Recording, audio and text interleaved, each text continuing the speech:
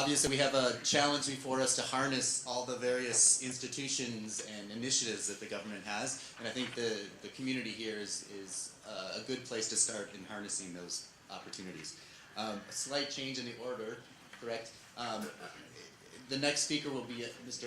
Anir Chowdhury. Anir comes from a policy advisor role in Bangladesh Prime Minister's office.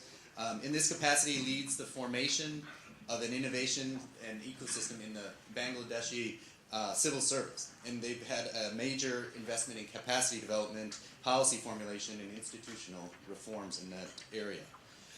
His work on the innovation of public service has developed interesting and replicable models, and he's here today to help us understand some of that. Prior to this, he's a true innovator, having served in IT strategies for Fortune 500 companies, and he's also founded some nonprofit and ICT for development organizations. So with this, Anir, please share your, and you may have to key up a different presentation flag. Sure. No, I actually opened up. Thank you. Distinguished panelists, ladies and gentlemen. I'll talk about Bangladesh, but I'd like to thank Amanda for setting the stage of definitions. I think Iranda tried to define conference, and I think Professor wanted to define the ecosystem. I was trying to figure out how I would define ecosystem of social ventures in Bangladesh, and Amanda blurred the line, so thank you for that.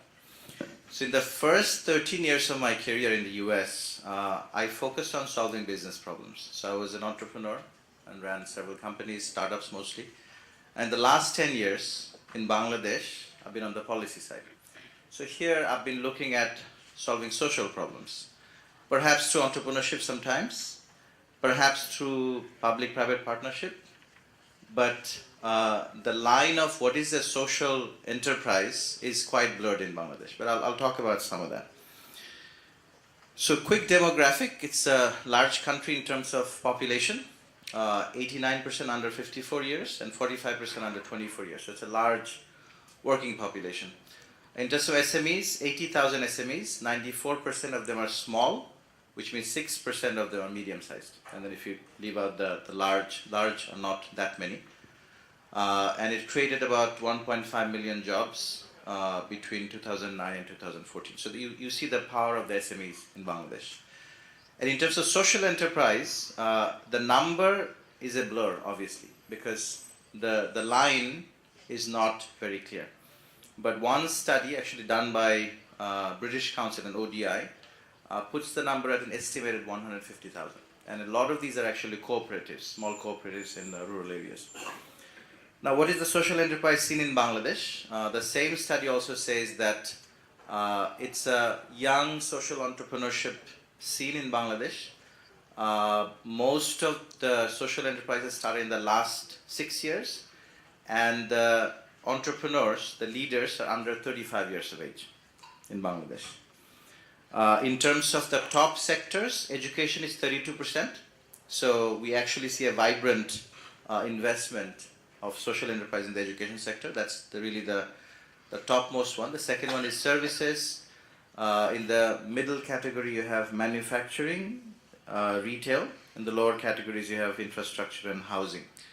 So that's what the study shows. In terms of women's participation, we actually see a remarkable number. In terms of leadership, social enterprises have 20% leaders who are women, as opposed to 5% if you look at all enterprises, which is remarkable. In terms of workforce, the social enterprises have women workforce, 41%, whereas in the mainstream businesses, the unsocial ones, I suppose, you have 14%. So that's also quite remarkable. And this bears out some of the other numbers that we have heard also from the previous presentations. Let me talk about a couple of large social enterprises. You've heard about the small ones.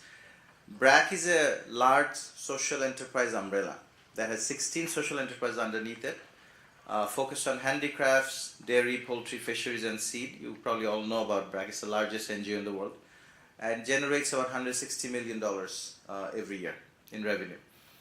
The interesting thing here, I don't list education as one of the largest areas that BRAC invests in because it's not considered social enterprise in Bangladesh. BRAC educates about 10% of the country's children. It has about 30,000 schools, but not listed as a social enterprise. So I just wanted to put that up for discussion. Grameen also is a large umbrella. It's one of the largest microfinance institutions, reaching to about 55 million borrowers. It also has a lot of social enterprises within that umbrella. 176,000 cooperatives. Many of them are actually recognized as social enterprises. And a lot of them came out of seminal work from a district in Bangladesh called Kumilla. The Bangladesh Rural Development actually produced a lot of these. The model from that work created a lot of these cooperatives. So that's something that also, in the interest of time, I won't go into details, but these are things that we can probably learn from in the context of Sri Lanka. Now, a study actually showed what the social entrepreneurs look for from a financing perspective. So 48% of them said that they actually received no financing, and only 4% said they received some kind of equity financing. And in between, you have about maybe 30% who received some form of donations, grants from international funders, foundations, the government, or other sources. In terms of constraints, they said that limited supply of capital. 70% actually said that, limited supply of capital for social entrepreneurship in Bangladesh. And I would assume that is similar in Sri Lanka as well. About 28% said that limited track and performance record, so that nobody would give them loans or invest in equity financing for them. Revenue profitability for bank loans, about 24% said that that's the constraint. Let me talk about a couple of interesting models that have emerged in Bangladesh for funding social enterprises. One is the Green Fund, about $200 million fund that's operated by our central bank. Another is the creation of one-stop service delivery centers, which is a very unique model of public-private partnership in 5,000 local government institutions in Bangladesh, where the one-stop center serves about 5 to 6 million citizens, underserved citizens, every month. Each center is housed in a government office, but is run by a couple of entrepreneurs. It's actually quite a unique model, and each can be, it's not listed as a social enterprise, but can be listed as a social enterprise, each one of them. And we are seeing a similar model emerge in our 8,500 post offices. The post office has taken cue from the local government and is creating social entrepreneurship, social enterprises in each of the post offices, with private sector entrepreneur coming in, forming very small, you could say, micro public-private partnerships. My program at the Prime Minister's office has launched a fund called the Service Innovation Fund, which has attracted about 3,000 proposals in the last 3+ years, and we've funded a few more than 130 or so proposals, and many of them can be considered as social enterprises because these have come from NGOs and private sector, small companies. A couple of them are actually listed here. One NGO focused on the visually challenged, the visually impaired, and has converted all our textbooks, nearly 100 of our textbooks in primary and secondary, into what is called the multimedia talking books, so that you actually have a hyperlinked book and you go through it. The visually impaired students go through it and they can actually listen to it as well. One small company has created a local version of 3D printing technology. They've actually printed part of the printer itself through the printer. So it's a pretty interesting concept. And now they are printing prosthetic limbs. So it's actually focused on building prosthetic limbs. Another small company has developed a cloud-based healthcare solution with a local form of diagnostics that's being now distributed to the 5,000 one-stop service centers that I talk about. So these are examples of models that are emerging that are looking at solving social problems using technology as well. Grameen Phone, which is our largest telco, has started an accelerator, and they're also funding some of these very innovative social enterprises as well. And then we have an increasing amount of CSR funds from primarily banks and telcos that are funding social enterprises recently. Now, some barriers that we see in terms of growth of social enterprise in Bangladesh, the largest that has been identified is the shortage of technical skills. And closely following that is the cash flow, capital debt, and obtaining grant funding. But not very small is the understanding and awareness of social enterprise. I think a lot of my previous speakers have talked about that. So what is a social enterprise? What does the policymaker think a social enterprise is? What does a business think what is a social enterprise is? And 24% of the respondents also said that lack of access to support and advisory services is another bottleneck for the growth of social enterprises. Now, I have a question for the panelists and for the participants as well. It's a chicken and egg situation, really. So do we need a regulatory framework, like Peter talked about, a new form of a hybrid supported by legal structure in the UK that has emerged over the years?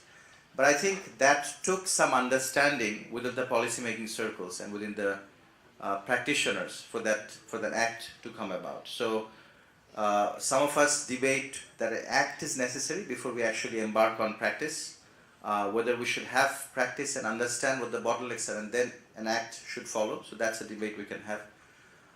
Tax relief, investment preference, these are things that we can create without changing regulation, without changing legal instruments. So that's something that we can probably focus on. So we need to discuss and debate what is necessary in Lanka and also other countries of South Asia. A couple of things I want to end with, and these are very new experiments that we have started from my program at the Prime Minister's office. One is that we call it empathy training, and this training is specifically targeted to mid-level civil servants to understand the citizen's perspective by actually taking a walk in the shoes of the citizens, and also by attracting private sector to form very interesting public-private partnerships to solve social problems. Now, whether these will emerge, we have 1,000 such pilots that have emerged in the last 2 years through this empathy training. Now, whether they will emerge as social enterprises or government programs, we don't know. But we know that citizens' perspective has been identified, solutions have been designed with the private sector, and a lot of very interesting work is coming around the corner. The second thing is an initiative we started early 2016 called Solvathon. This is targeted to the university students. We published 10 national problems and we asked students to solve them. And we also encourage students to form enterprises as they graduate, or even before graduate, or they can drop out, for all we care really, as long as they solve national problems. And we can fund them. We have funded several of them through our innovation fund. So that's another experiment that's happening I wanted to mention. Again, I don't know whether they'll go to scale, but it's an interesting thing I wanted to share with all of you. And the third, we haven't launched yet. We are designing it right now, is a reality show. The name, I won't mention the Bangla name, the English translation is In Search of Innovators. So this is open to anybody who wants to solve social problems. They'll be featured on TV, they'll go through a competition just like the American Idol or American Inventor, and we'll see what happens at the end of this period. We're just starting the first show in a few months. So in conclusion, what I want to end with is that, do the enterprises know